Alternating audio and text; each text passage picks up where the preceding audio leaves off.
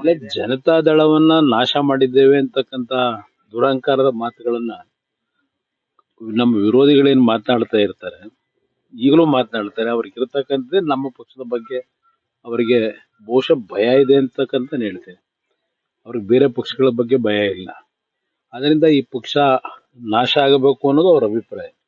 ಆದರೆ ಇದು ರೈತ ಸಮುದಾಯದಿಂದ ಬೆಳೆದಿರ್ತಕ್ಕಂಥ ಪಕ್ಷ. ಇದು ಈ ನಾಡಿನಲ್ಲಿ ಈ ಪಕ್ಷಕ್ಕೆ ಒಂದು ನಿಷ್ಠಾವಂತ ಲಕ್ಷಾಂತರ ಕಾರ್ಯಕರ್ತರ ಪಡೆ ಏನಿದೆ, ಯಾರು ಇದನ್ನ ನಾಶ ಮಾಡ್ಲಿಕ್ಕಾಗಲ್ಲ.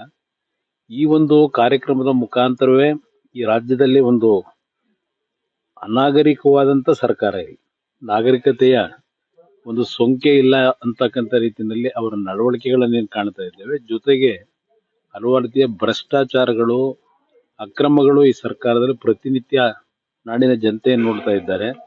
ಇಂಥ ಒಂದು ಭ್ರಷ್ಟ ಸರ್ಕಾರವನ್ನ ತೆಗೀತಕ್ಕಂಥ ದೃಷ್ಟಿಯಿಂದ ಹಾಸನದಿಂದಲೇ ಒಂದು ಸಂದೇಶ ಕೊಡಬೇಕು ಅಂತಕ್ಕಂಥದ್ದು ಇವತ್ತಿನ ಮೂಲ ಉದ್ದೇಶ. ನಿನ್ನೆ ನೀವು ಹೇಳಿದ್ರೆ 2028 ಒಳ್ಳೆ ಸರ್ಕಾರ ಬರ್ತದೆ, ಜನರದ್ದು ಎಲ್ಲಿ ಜನತೆಯ ಸರ್ಕಾರ ಅಂತಕ್ಕಂಥದ್ದು ಹೇಳ್ತೇನೆ. 2028 ನನಗೆ ವಿಶ್ವಾಸ ಇದೆ. ಇವತ್ತಿನ ಈ ಒಂದು ಪರಿಸ್ಥಿತಿಗಳನ್ನ ನೋಡಿ ಇಡೀ ರಾಜ್ಯದಲ್ಲಿ ಜನತೆ ಬೇಸತ್ತಿದ್ದಾರೆ. ಆ ಹಿನ್ನೆಲೆಯಲ್ಲಿ ಅವರ ಒಂದು ಜನತೆಯ ನಿರೀಕ್ಷೆಗಳನ್ನ ಇವತ್ತು ಪ್ರಾಮಾಣಿಕವಾಗಿ ಒಂದು ಪಾರದರ್ಶಕವಾಗಿ ಆಡಳಿತವನ್ನು ನಡೆಸ್ತಕ್ಕಂಥ ಸರ್ಕಾರ ಜನತೆಯ ಒಂದು ರಾಜ್ಯದಲ್ಲಿ ತರತಕ್ಕಂಥ ನಿಟ್ಟಿನಲ್ಲಿ ನನ್ನ ವಿಶ್ವಾಸ ಏನಿದೆ ಆ ಹಿನ್ನೆಲೆಯಲ್ಲಿ ಹೇಳಿದ್ದೆ.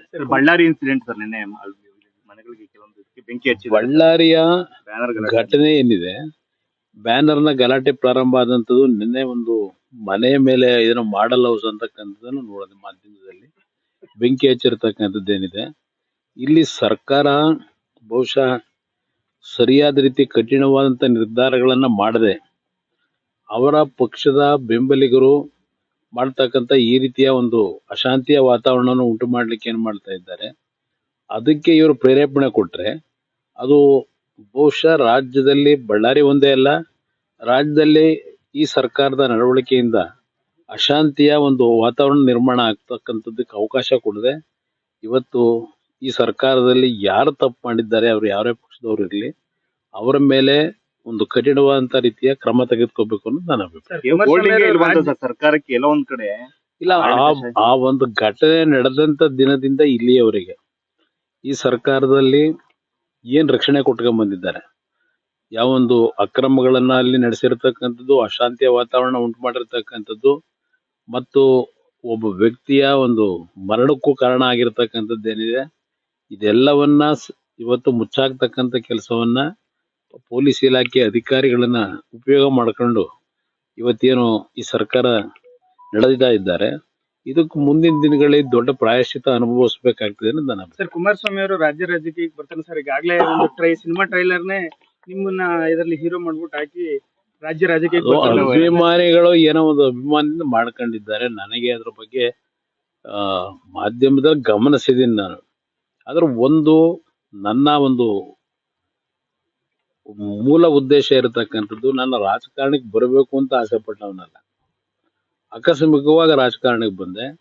ಆಕಸ್ಮಿಕವಾಗಿ ರಾಜ್ಯದಲ್ಲಿ 2 ಬಾರಿ ಮುಖ್ಯಮಂತ್ರಿ ಆಗಿ ಜನಪರವಾದಂತ ಕೆಲಸ ಏನ್ ಮಾಡಿದ್ದೇನೆ. ನನ್ನ ಒಂದು ದೂರದೃಷ್ಟಿಯ ಚಿಂತನೆಗಳು ಸನ್ಮಾನ್ಯ ದೇವೇಗೌಡರ ಅವರಲ್ಲಿದ್ದಂತ ಒಂದು ಕಾರ್ಯಕ್ರಮಗಳಾಗಬೇಕು ಅಂತಕ್ಕಂಥದ್ದು ಅವರಿಂದಲೂ ಸಂಪೂರ್ಣಗೊಳಿಸ್ಲಿಕ್ಕೆ ಆಗ್ಲಿಲ್ಲ.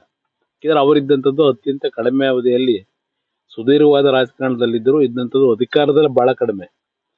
ಅವರು ಸಹ ಅದನ್ನೇನು ಅವರ ಮನಸ್ಸಿನ ಭಾವನೆಗಳನ್ನ ಈ ರಾಜ್ಯದ ವಿಶೇಷವಾಗಿ ಗ್ರಾಮೀಣ ಪ್ರದೇಶದ ರೈತರ ಬದುಕನ್ನ ಹಸನಗೊಳಿಸಬೇಕು ಅಂತಕ್ಕಂಥದ್ದೇನಿತ್ತು, ಅವರಿಂದಲೂ ಸಂಪೂರ್ಣ ಮಾಡ್ಲಿಕ್ಕೆ ಏನಾಗ್ಲಿಲ್ಲ. ಮುಂದಿನ ದಿನಗಳಲ್ಲಿ ರಾಜ್ಯದಲ್ಲಿ ಹೆಚ್ಚಿನ ಒಂದು ನಾನು ಪಾತ್ರವನ್ನು ನಿರ್ವಹಣೆ ಮಾಡತಕ್ಕಂಥದ್ದು ನಮ್ಮ ಜವಾಬ್ದಾರಿ ಏನಿದೆ. ಈ ನಾಡಿನ ಒಂದು ಸಂಪದ್ಭರಿತವಂತ ರಾಜ್ಯ ಇದು.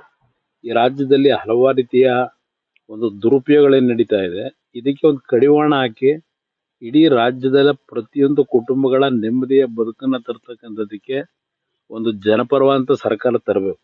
ಆ ದೃಷ್ಟಿಯಿಂದ ನಾನು ಕರ್ನಾಟಕದ ಹೆಚ್ಚಿನ ಸಮಯವನ್ನ ಮುಂದಿನ ದಿನಗಳಲ್ಲಿ ಮೀಸಲಿಡಬೇಕು ಅಂತ ಬರ್ತೀರಾ ಅಂತ ಸರ್. ರಾಜ್ಯ ರಾಜಕೀಯ ಆಲ್ರೆಡಿ ಚರ್ಚೆ ಸ್ಟಾರ್ಟ್ ಆಗಿದೆ. ನನ್ನ ಕೈನಲ್ಲಿ ಇಲ್ಲ, ಭಗವಂತನ ಇಚ್ಛೆ, ಜನತೆಯ ಇಚ್ಛೆ. ಜನತೆ ಏನ್ ಬಯಸ್ತಾರೆ ಅದಕ್ಕೆ ತಲೆಬಾಗ್ತದೆ.